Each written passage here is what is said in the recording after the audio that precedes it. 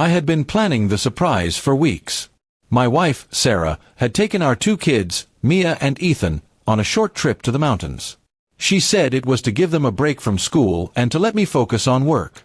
But lately, something about her tone and distance had made me uneasy. She had become quieter, distracted, and always on her phone. So, I decided to drive up there secretly and surprise them. I thought it would be a sweet family reunion. I had no idea that this trip would change everything. The drive was long but exciting. I kept imagining the look on Sarah's face when she saw me at the door. She loved surprises, or at least she used to. I brought some snacks, toys for the kids, and a little bouquet of her favorite flowers, white lilies. It felt like I was bringing a bit of home to them. I even imagined us laughing about how I couldn't stay away for a few days. But the closer I got to the cabin, the more nervous I became. When I arrived, the sun was setting, painting the hills in gold. I parked a little distance away so she wouldn't hear the car. I walked quietly, holding the flowers behind my back. The cabin looked peaceful, smoke coming from the chimney. But I could hear voices, not just my kids, but an adult man's voice. I froze for a moment, thinking maybe it was a caretaker or someone from the resort helping them out. Still, something inside me felt off. I took a few steps closer. Through the window, I could see my kids playing on the floor with their toys.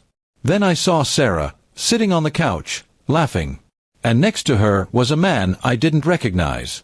They weren't doing anything obviously wrong, but the way she looked at him, the way their hands brushed as they shared a bowl of chips, it wasn't innocent. It was the kind of closeness that comes from comfort, not from friendship.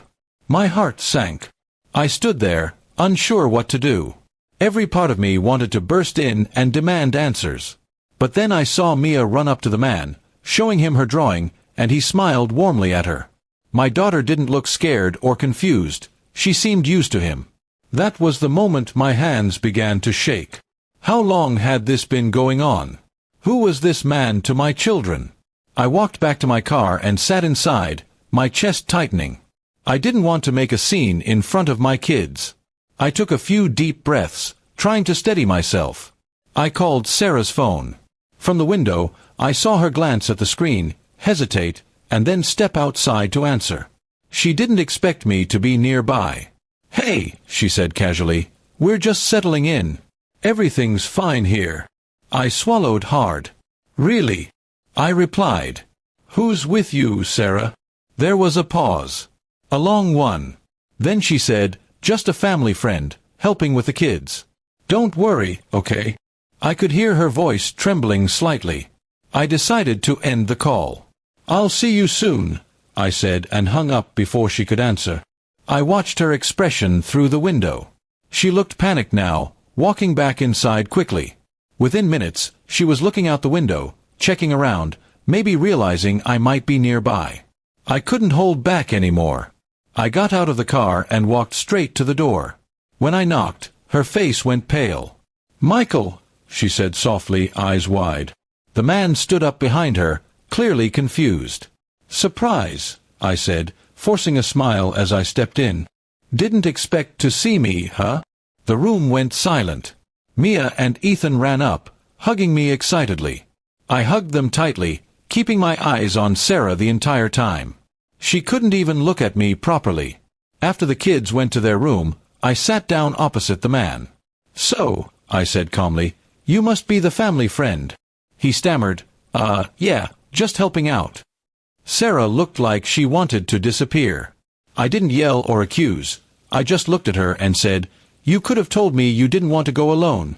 She stayed silent, her eyes full of guilt and fear. That night, I couldn't sleep.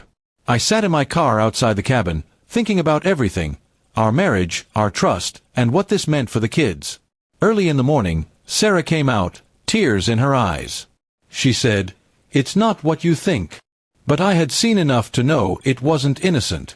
"Maybe it isn't," I said, "but it's definitely not right." She broke down, admitting she had grown close to him after feeling lonely. She swore it hadn't gone further than friendship, but I could see in her eyes that something emotional had already happened. And emotional betrayal can hurt just as much as the physical kind. I told her I wasn't there to fight. "I came to surprise my family," I said quietly. But I guess I was the one surprised. I kissed my kids goodbye, told them I had to return early for work, and left before Sarah could say another word. The drive home was silent, but my mind was loud.